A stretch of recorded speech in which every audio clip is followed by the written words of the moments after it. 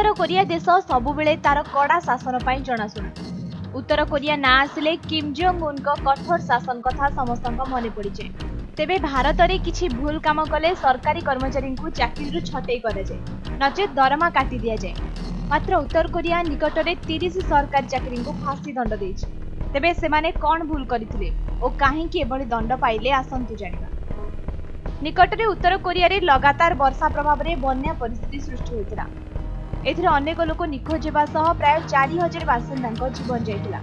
तेबे लोकों को उद्धार करने पर नियोजित थिले अनेक सरकारी अफिसर। मात्र बन्यार प्रकोप एपरि थिला कि अनेक लोकों को उद्धार करबा परे मध्य 4000 लोकों जीवन जाइतिला। तेबे रेस्क्यू ऑपरेशन ने 30 जन अफिसर नियोजित थिले जे माने विभिन्न दायित्व तुलाउथिले।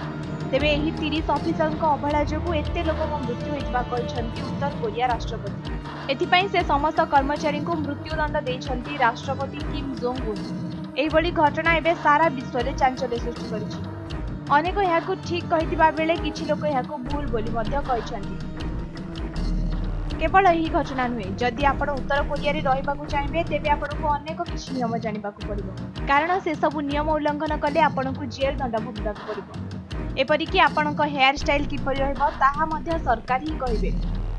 सेठरे ऑफिशियली घोषणा करा जायतिबा हेयर स्टाइल ही आपण करि परिबे, नचेत आपणकु दंड दिया जिवो ओ सीधा सड़क आपणकु जेल को निया जिवो। एहा छडा सेठरे आपण नील रंगर जीन्स मध्य पिंधि परिबे नहीं, कारण उत्तर कोरिया लोकंक कहबा अनुसार नील रंगर जीन्स अमेरिका रे आविष्कार होइतिला ओ एहा सेही देशर संस्कृति अटे। केवल सेतिक नुहे, जदि आपणक परिवार रे जणे भी केही भूल करंती तेबे आपणक पूरा वंश को जेल ले बंदी करा जिवो। तेबे एही भली देशरू अनेक लोक पळाइबाकू चेष्टा करछन्, मात्र सेही देशरू खसी आसिबा कहा पक्षे सहज होई नै। ब्यूरो रिपोर्ट, समय लाइव।